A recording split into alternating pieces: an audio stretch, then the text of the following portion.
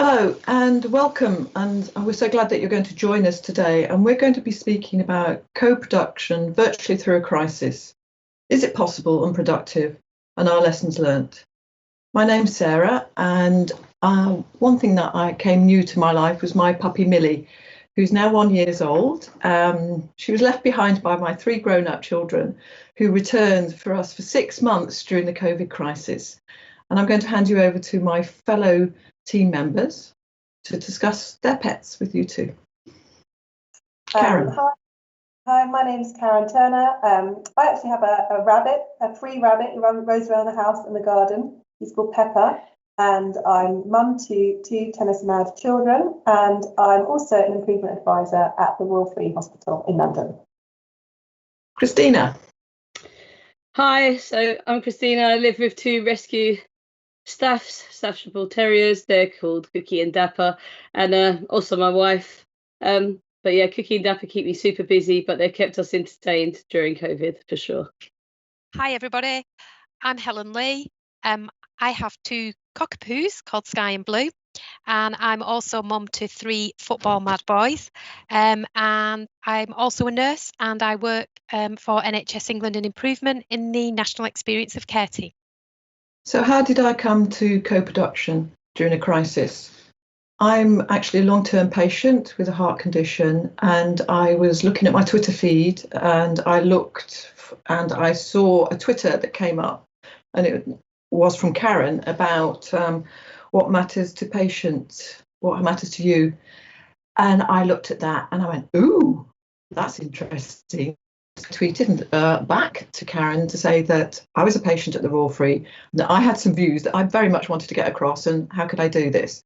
And Karen got back to me, and she invited me to her therapy partners group, which I went to, because I have had some very good experiences as a patient, but I've had actually some poor experiences too, and I wanted to be able to communicate my experiences to staff in a way that was productive and positive, rather than working against people. I'm very much somebody who wants to work with people. So co-production to me was just such an exciting thing to do.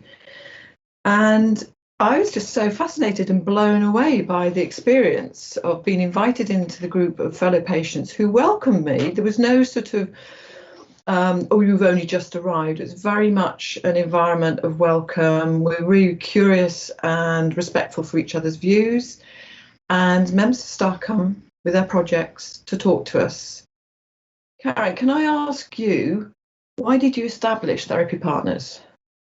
Sarah, so a few years ago, maybe 3 years ago, 3.5 years ago, I was getting quite involved in quality improvement in the organisation. I was a therapist. I've been a physiotherapist for, I don't know, 20 years. And I was quite new to quality improvement. And I was interested in different projects that we could do to improve patient care or staff experience. And I think we had an away day as sort of clinical leads, and we were talking about how we would what we would be doing in the next 6 months. And I was also very passionate about the "what matters to you" question, and not just asking people, patients, what's the matter with you, but also asking what matters to you, not just for in sort of individual conversations, but also more system-wide. So we went away on this away day, and I thought actually what we really could do with is actually when we've got projects is to have the patient voice heard within those. And so there was me and 2 other colleagues, and we went away from that away day and thought, okay, well let's go to the organisation and find out if there are a group of people that we can talk to about what their experience has been, and maybe test some of our ideas and work alongside with. And we found out there wasn't a group that was set up like that. So we thought we'd set up our own group. So that's why it's called Therapy Partners, and it started in the therapy department. And we just started with a few people. We put some posters up and invited people who would like to share their experience of what it was like to be a patient in the therapy department, and who'd also like to contribute to ongoing kind of quality improvement work. And that's when we set it up. So nearly, it will be 3 years ago in October. And we started small, and it's slowly growing, which is really exciting. So what did co-production look like pre-pandemic? So we started off meeting in a sort of a little room in the therapy department, and we had tea and biscuits, and that was great. And you can see the pictures here. There's a small group of us, and we met every 6 weeks, and different people would come in with improvement ideas or projects, and we would talk to them about it. And meeting face to face was very special because we established the group. We got to know each other really well. There was time for sort of some, chat and just getting to know who you were. And we were able to do things like role play and some other things that maybe were a bit more difficult now. But that's how we started every 6 weeks to 2 months, invited people in. And it was really good because I think when we met, we realised actually often as professionals, we think we know what matters to patients about their services, and I think what we really learned pretty early on is that we don't, or that we see some of it, and yet we miss so much of what the patient experience of something is. So it was a time when we all got together, got to know each other, but also we learned the value of listening and involving people in their care and patients in feedback. So it was a very special few months that we were running that. So what have the differences been running the group pre and post pandemic? Yeah, so like very, very many hospitals around the world, we when COVID came, we abruptly stopped lots of sort of what we call non-essential meetings. It was all hands on deck. We were really all redeployed to lots of us redeployed to frontline activities, and so we stopped. We abruptly stopped. We emailed everyone and said, "Really sorry, we can't meet for a while. We'll be back in touch." And that was March last year, and then we had a break for a few weeks, and then I met Lauren, a colleague of mine who was running with me at the time, and I met her in the corridor, and she said, "Karen, there's so much change going on at the moment in the organisation. There's so much rapid change, so many different things happening. I think we really need to start up again. I think we really need to involve patients in what's going on." And I was like, "Yeah, absolutely. What a great idea." So we started again. We contacted all the therapy partners and said, "Look, you can't come in the building, but would you be prepared to meet virtually on Zoom?" And everyone said yes, absolutely. And so we started again in May. And we met, and there was so much improvement work going on in the organisation, from sort of the compassionate visiting policy that we had to write, to the intensive care work that was going on, to bereavement services, a whole host of things.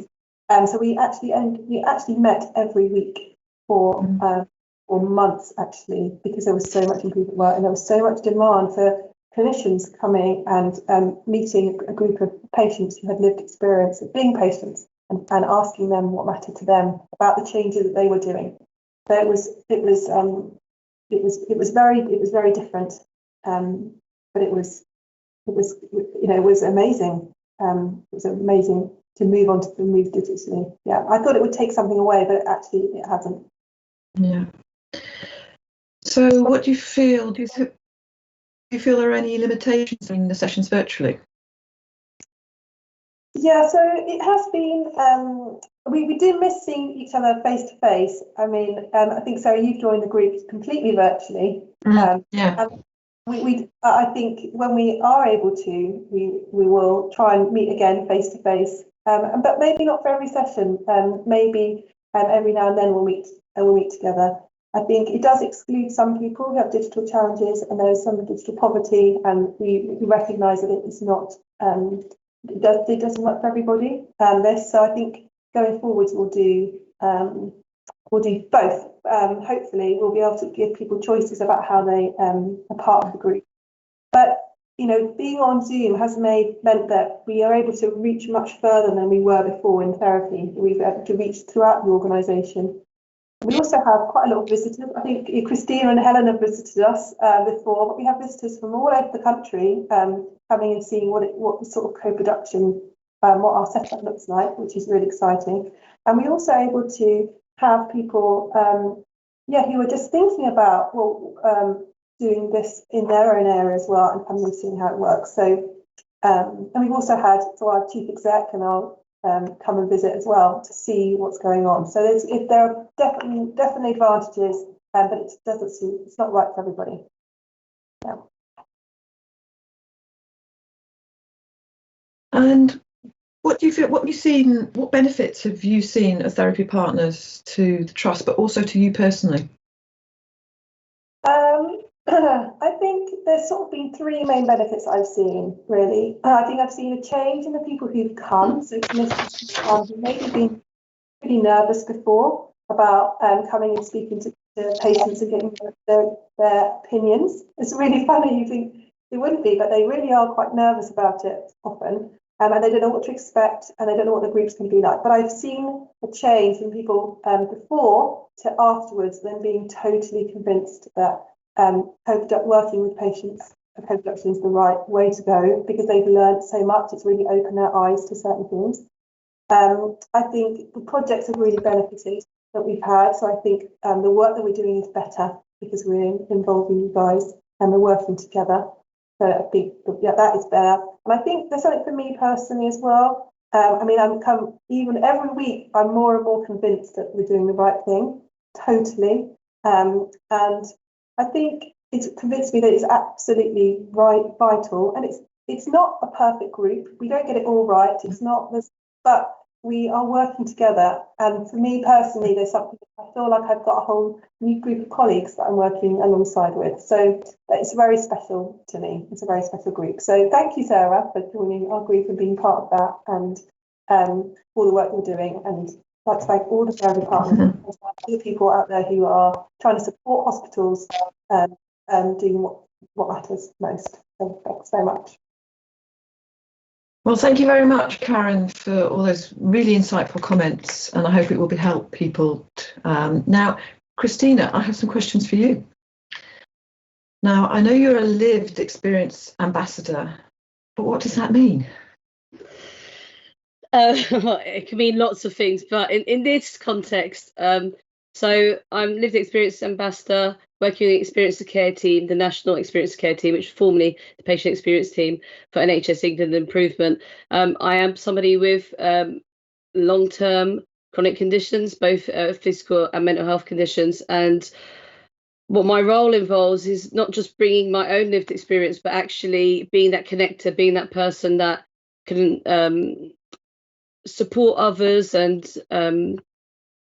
encourage others to connect into different areas of the NHS, and to actually bring their voice, but just the voice of their communities, the voice of their, whether that's, whether it's the paying community, whether it's actually their local community or their faith group, but actually it's looking at both patients and carers.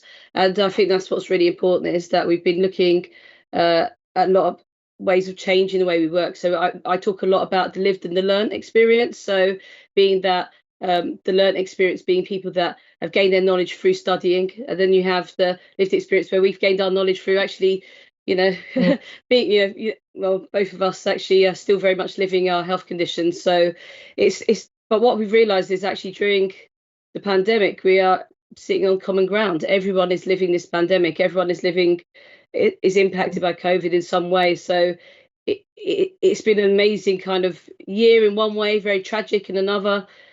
But what's been amazing is actually the patient voice is amplified, the patient and carer voice is amplified, because we've had to pull together. So what would your top tips be to people to engage well? Well, I've got a slide for this one. So what's really important is that people embrace partnership working. And that's what's important, is partnership working and collaboration. So it's encouraging people to have open and honest conversations with everyone that's involved. So actually whoever's, is bringing people to that table, whether it's a virtual table, but everyone having an equal kind of say. So it's having that, people mentioned vulnerability earlier. So it's just that, you have to feel a bit like open to accept that things are a little bit different and be curious and eager. So again, going back to that listening, is that active listening, but it's on both sides, because actually a lot of us have, we bring our own experiences anyway, our life experiences. So it's having that ability to listen to experience of care, whether you're the lived or learnt side, but actually it's just looking at people's ideas and what change ideas. Because say it's a patient in a waiting room, their idea, because they're sitting on that other side of the table, the receptionist over there, they might be like simplest thing as, why are they walking so far from the printer? Why not move it to the other side? Those little things. It's just a different lens, isn't it? But within co-production, I think what's really important is that we don't assume what people are going to say, because if you need to be comfortable with being uncomfortable, and that's human nature isn't that isn't a natural thing for most people. And actually, if you already know the outcome of what people are going to say, then what's the point in bringing them in? So it's really important that you're going in very, very open, and it's that nitty-gritty bit that's interesting, that right beginning where everybody's brainstorming together. If you just go to I have another slide. So what I really, really always encourage is that how we have the right people as equal partners. What's really important is that relevant lived experience. So I wouldn't come into your space in cardiology and start talking about lived experience, because quite fortunately for me right now, I don't believe that's something I can bring to the table. Whereas there might be another condition or another experience I've had, either as a carer or as a patient or a service user, depending on which service, that actually, I'm bringing that relevance, that kind of actually, it's not just about bringing a person to tick a box, is it? It's about having that person to be able to offer a part of the story. So the whole experience is parts of the stories, isn't it? And bringing it all together. So what's really important, and we know this, and it's so important that we have to tackle health inequalities. And it's not just about looking at the protected characteristics that we have in England, but also looking at the inclusion of different types of health groups, different communities, unpaid carers, which are caregivers in some areas, but we call them unpaid carers here in England, and supporting people to be able to get involved. So we've discussed how some people might struggle with digital, but I've been in Zoom calls with somebody who's 96, and whereas the argument before was always about age. So you can't digitally exclude people. We can't make assumptions, and that's what's really important. But of course, that some people aren't comfortable with having cameras on. Some people aren't comfortable with actually speaking up, but give lots of feedback maybe afterwards within an email, etc. So it's making sure that those voices are heard in a very different way. So you have to be open to communication in different ways, but don't exclude people just because they're not the ones that speak up loudest. And it's important that we hear from everyone. So what's really important is that you get to know people. So within the time during COVID, we've actually grown a lived experience partner of beneficial change. Helen's going to discuss more, and we've grown, and actually we now have 42 people on our list, and it's growing, that are actually involved in NHS England improvement in a strategic level. So they're actually coming in and helping with strategic decisions that I don't believe has been seen in exactly the same way. I think the fact that we have an empathy, the fact that we're all living this pandemic, means that actually there's that common ground that we just want to improve, and that experience of care and the quality of that care is so important to everybody that's involved in these conversations. But there's a key element. We need to have buy-in from your executive and senior management, because actually we can have the most wonderful ideas, but actually if the person at the top, the reality is co-production in a community, co-production, if people talk about co-production, it's where it originates. At the end of the day, we're very aware it is we're talking about the NHS here, and we're talking about an organisation that will hold some of the budget. We have to be realistic that is the way, but it's a very different way of working, because actually, just as a clinician sitting beside me with that lived experience, and I'm somebody with lived experience, we both have that same level of power and equality, that actually we work together to be able to then take it to those people that can make those absolute senior decisions. Helen's going to discuss what's happened during COVID, which makes it really exciting, and why we really do believe co-production will be default. So Christina, your enthusiasm and joy of your job comes over, but I'm going to really ask you a really tough question now. What excites you most about your role? Every day is different. And because a lot of my work to do with relations and building up those networks and building up them, and that's within lots of different areas, because we work for Experienced Care Team nationally. We can be asked to be supporting in variety of different programs. So, we've got a group of 25 lived experience partners that are involved in human resources and organisational development, which hasn't happened prior to this. So, and it's a very different area. And people come to me and say, well, I don't really understand, Christina, it doesn't seem organised. I'm like, that's real co-production. We're right in there at the beginning. So for me, it's those things that excite me, seeing those changes and having people around me that really truly believe in it. And I think that's what's really important. And that's lived and learned, that's carers, that's, senior execs. It's exciting. And for me, it's part of my recovery on a personal level. It's very much part of my recovery, returning to work. I've had multiple surgeries, and for me, to not have worked full-time for 8 years and now to be working full-time because COVID's enabled that, because I'm working from home, so I'm able to manage my health conditions. For me, each day brings excitement, and if anything, I try and contain my excitement. So this is me quite subdued, to be honest. So yeah. So what are those changes that you've seen in people when they've been involved in co-production and or lived experience?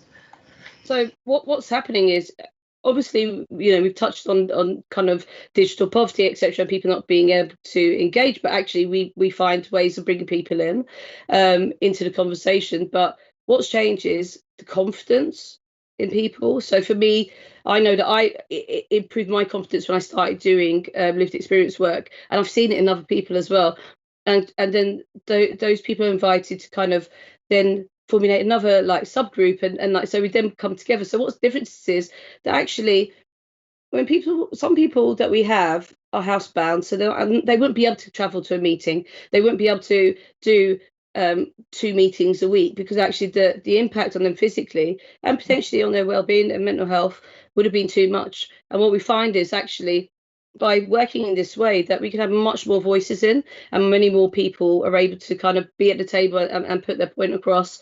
And I think that's where the relevance is so important, because we don't invite all 42 into, we might invite them into the main piece of work, but actually, if you're looking for specific conditions or experiences, or people have got interests as well. So I might not want to talk about every single condition I have. I was under 13 consultants, so some of them I might not feel so comfortable, so confident talking about, and I feel that other people are the same. So people tell us what their interests are as well. I mean, it really kind of it's a two-way thing, mate. It's those conversations that get opened up. So with that, and then you see people blossom, and the reality is, you see challenges, and I've had my fingers burnt, of course, all of us have, and I've challenged, but that is part of it, and actually being comfortable knowing that we're all working towards a common purpose of improvement. And finally, what are your hopes for the future?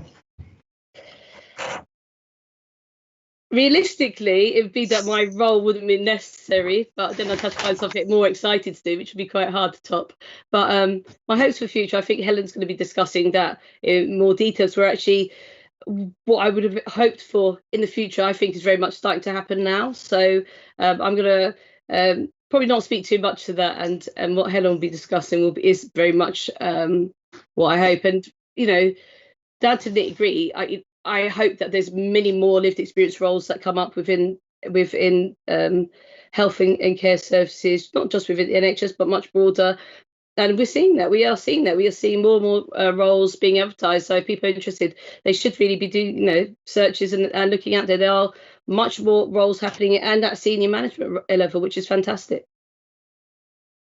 All right, thank you very much. Now, turning to you, Helen, now. So you've got some questions from me too, and what I would like to say is, what do you say to someone who's challenged about co-producing improvements?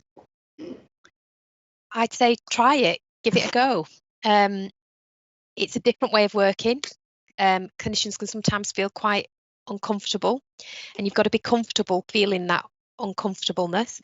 You don't need to know all the answers. But what you do need is to be curious. You need to ask questions. You need to get to know the people with lived experience, what matters to them, get to know about their pets, and what their experience and their skills are and what they bring to the table. And I think my experience of co-production is that it is absolutely fun. It's great. It really connects me back to why I chose to become a nurse, because I'm able to listen to what matters to people and then with them see those improvements come to life. And it's always better when you do it together. So I would say give it a go, have a try. And where have you seen the greatest impact of working alongside patients when you ask them, which is probably such a profound question, which is what I found as a profound question, what matters to you?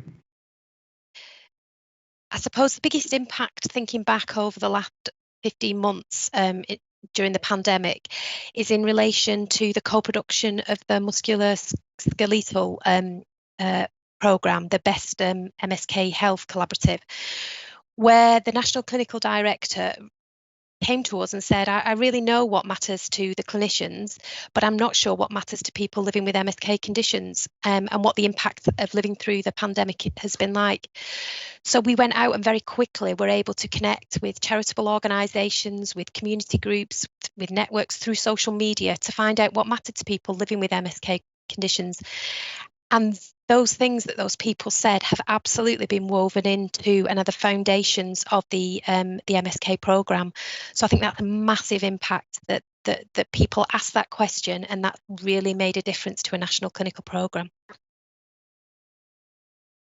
And what do you think the opportunities and challenges are going to be as we come out of the pandemic? So lots. I think the biggest opportunity is there's been a piece of work called the Beneficial Changes Network, which has been led by the Improvement Directorate here at NHS England Improvement. And they've been looking at what have been the great innovations, the great changes that have happened during the pandemic that we want to hold on to, that we don't want to lose. And there's been an independent evaluation of that piece of work, and a number of critical change ingredients were identified. And what's been absolutely amazing is that the number one critical change ingredient, as you can see on the slide there, is co-production should be our default way of working. And that's a real game changer. And now we've got to bring that to life and really shift the culture and make co-production our default.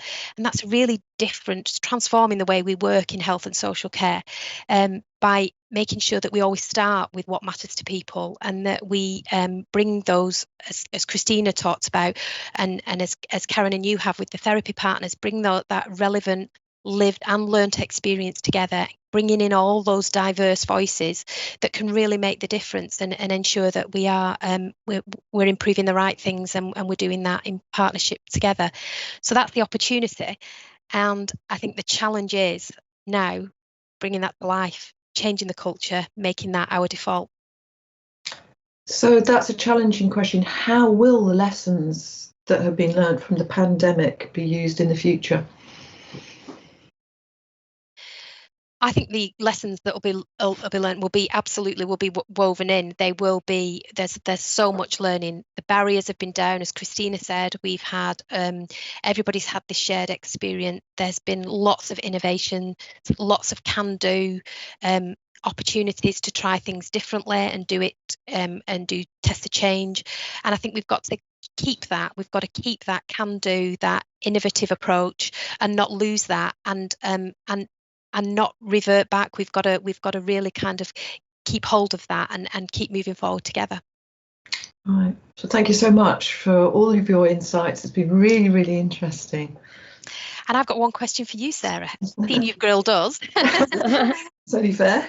So we'd really like to know what motivates you to keep being a therapy partner, and making those improvements in partnership.